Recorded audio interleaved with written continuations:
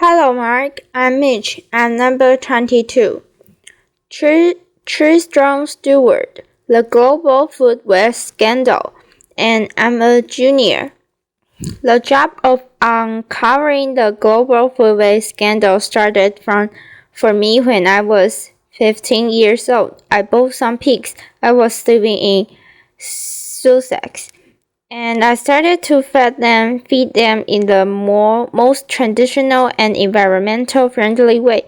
I went to my school kitchen and I said, "Give me the strap that my school friends have turned their noses up at."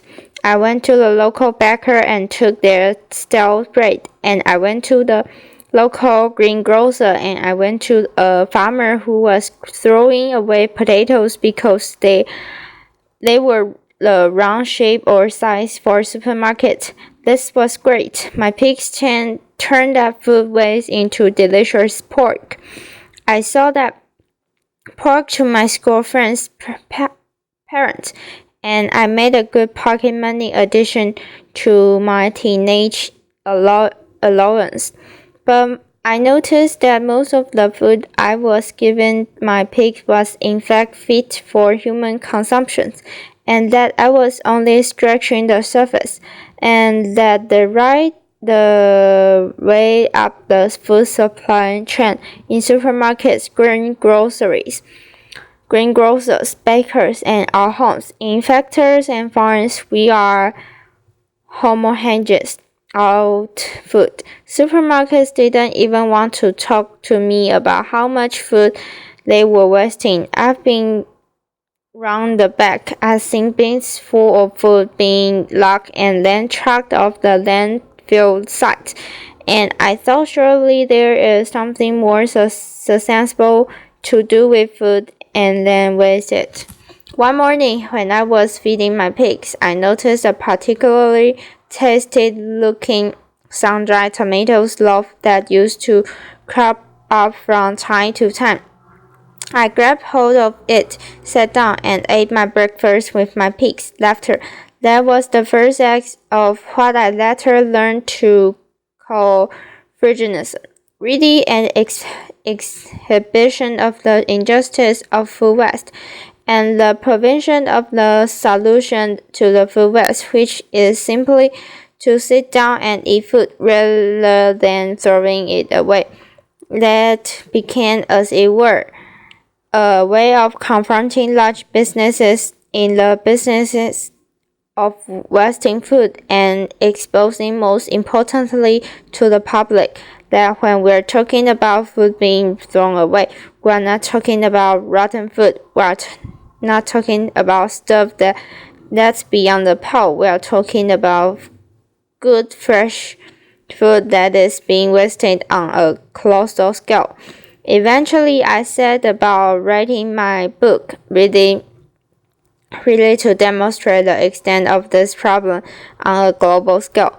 What this shows is a nation-by-nation breakdown of the likely level of food waste in each country in the world. Unfortunately, empirical data, good hard stats don't exist. And therefore, to prove my point, I first of all had to find some proxy way of uncovering how much food was being wasted. So I took the food supply of every single country and I compared it to what was actually likely to be consumed in each country. That's based on diet intake survey. It's based on the level of obesity. It's based on a range of factors that gives you an approximate guess as to how food is actually going into people's mouths. That black line in the middle of that table is the likely level of consumption with an allowance for certain levels of inevitable waste. There will always be waste. I'm not that unrealistic that I think we can live in a waste-free country world.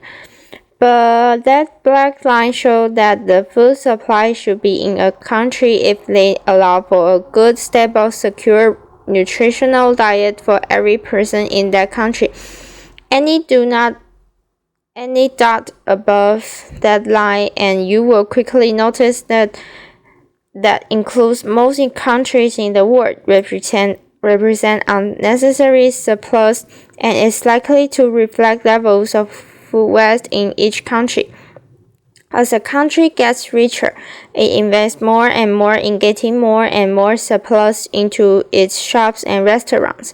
And as you can see, most European and North American countries fall between 150 and 200% of the nutritional requirements of their population. So a country like America has twice as much food on its shop shelves and its restaurants than is actually required to feed the American people.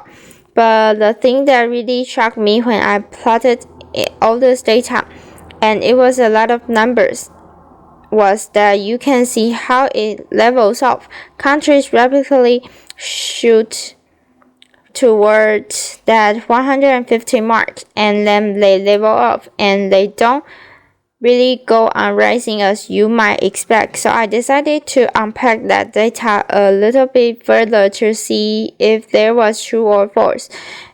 And that's how I came up with. If you include not just the food that ends up in shops and restaurants, but also the food that people feed to livestock, the maize, the soy, the wheat, the human could eat but choose to fatten livestock instead to produce increasing amount of meat and dairy products. And you find is that most rich countries have between 3 and 4 times the amount of food that their population needs to feed itself. A country like America has 4 times the amount of food that it needs. When people talk about the need to increase global food production to feed those 9 billion people that are expected on the planet by 2050. I always think these graphs, the fact is we have an enormous buffer in rich countries between ourselves and hunger. We've never had such gargantuan surpluses before. In many ways, this is a great success story of human civilization. Of the agricultural surpluses that we set out to achieve 12,000 years ago, it is a success story. It has been a success story. But what we have to recognize now is that we are reaching the ecological limits that our planet can bear. And when we chop down forests, as we are every day, to grow more and more food, when we extract water from depleting water reserves, when we emit fossil fuels emissions in the quest to grow more and more food, and then we throw away so much of it, we have to think about what we can start saving.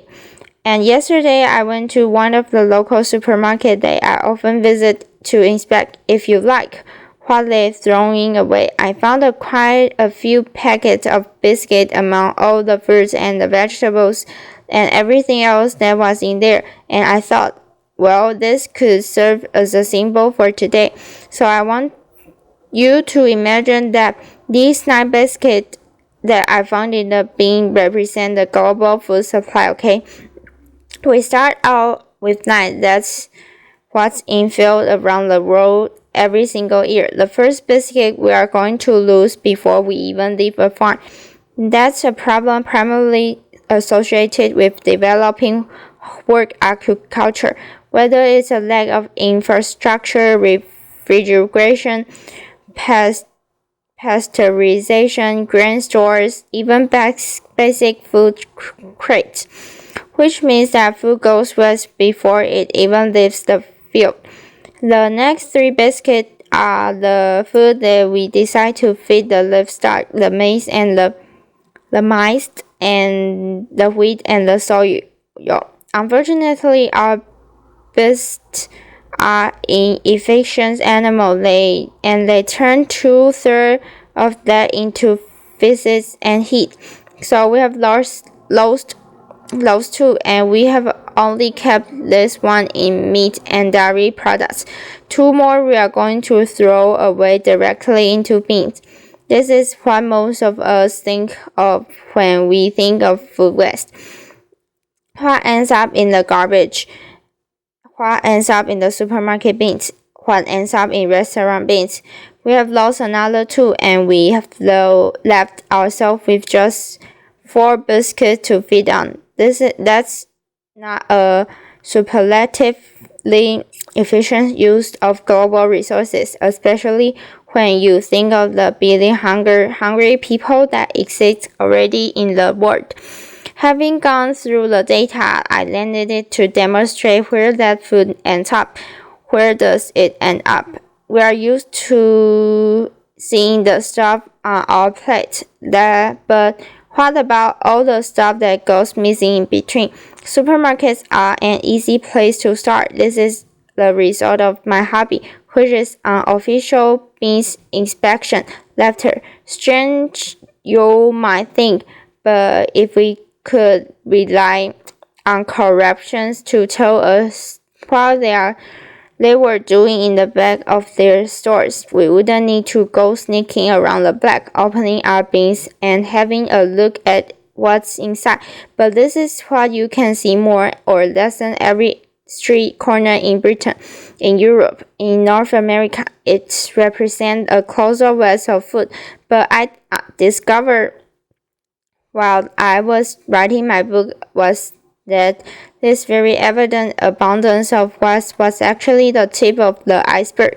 When you start going up the supply chain, you find where the real food waste is happening on a gargantuan scale.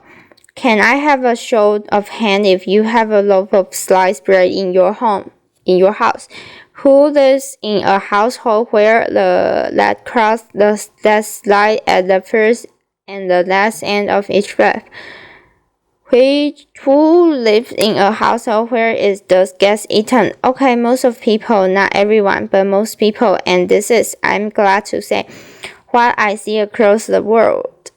And yet, has anyone seen a supermarket or sandwich shop anywhere in the world that serves sandwiches with crust on it? Laughter, I certainly haven't. So I kept on thinking, where do those crusts go? Laughter, this is the answer. Unfortunately, 13,000 slices of the fresh bread coming out of this one single factory every single day.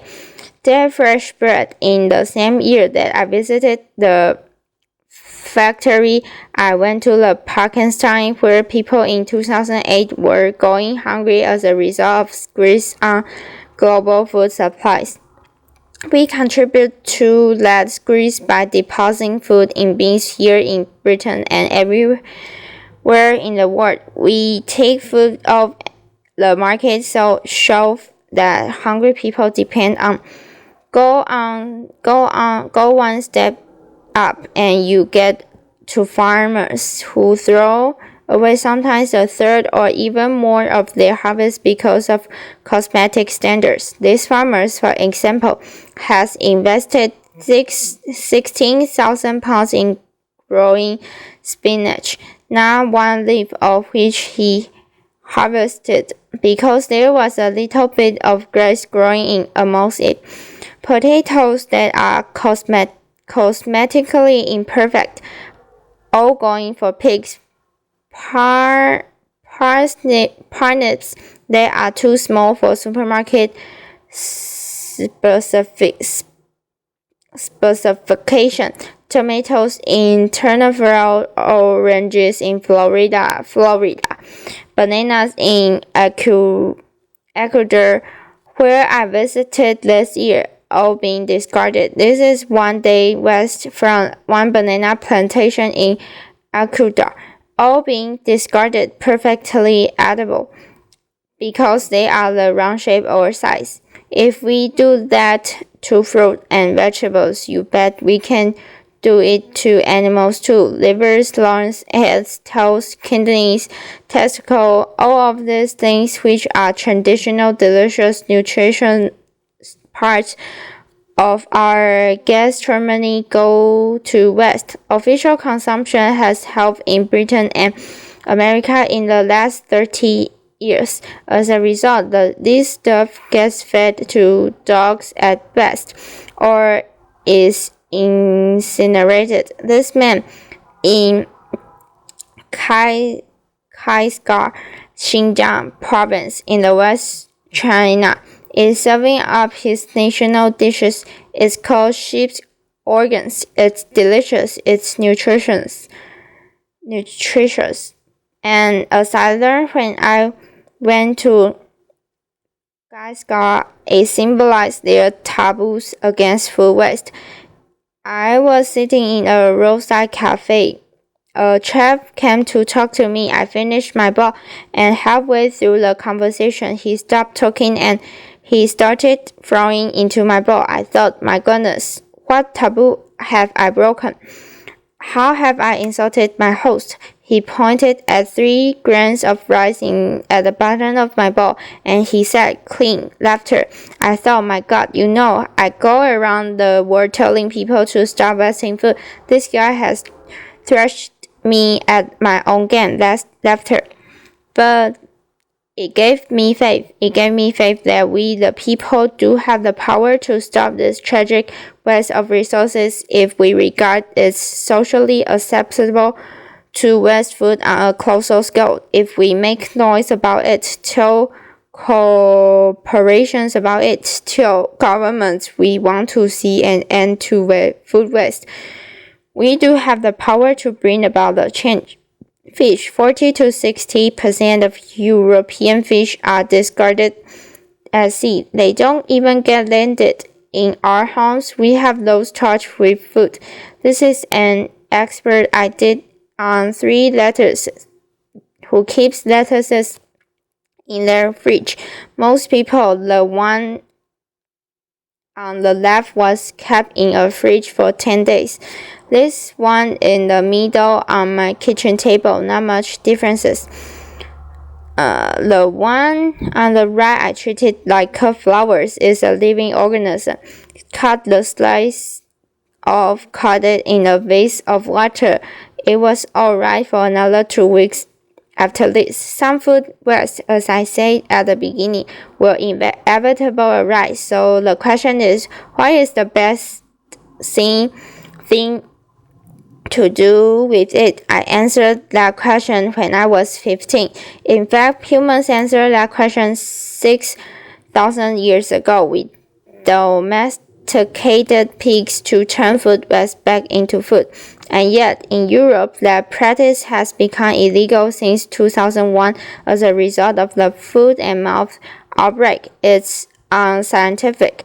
It's unnecessary. If you cook food for pigs, just as if you cook food for humans, it is rendered safe. It is also massive saving of resources. At the moment, Europe depends on importing millions of tons of soil from South America, where its production contributes to global warming, to deforestation, to biodiversity loss, to feed livestock here in Europe. At the same time, we throw away millions of tons of food waste, which we could and should be feeding them. If we did that and fed it to pigs, we would save the amount of carbon. If we fed our food waste, which is current government favorite ways of getting rid of food waste, and anaerobic digestion, which turns food waste into gas to produce electricity, you save a paltry 448 kilograms of carbon dioxide per ton of food waste. It's much better to feed it to pigs. We knew that during the war. Laughter. A silver line. It has kicked off globally. The craze to tackle food waste. Feeding the 5,000 is an event I first organized in 2009. We fed 5,000 people all on food that otherwise we have been wasted. Since then, it happened again in London. It's happening internationally and across the country. It's a way of organization coming together to celebrate food, to say the best thing To do with food is to eat and enjoy it and stop wasting it for the sake of the planet we live in. We live on for the sake of our children, for the sake of all the other organisms that share our planet with us. We are a terrestrial animal and we depend on our land for food. At that moment, we are treasuring our land to grow food that no one eats. Stop wasting food. Thank you very much. Applause, applause. This is the end of my second assignment. Thank you, Mark. Bye bye.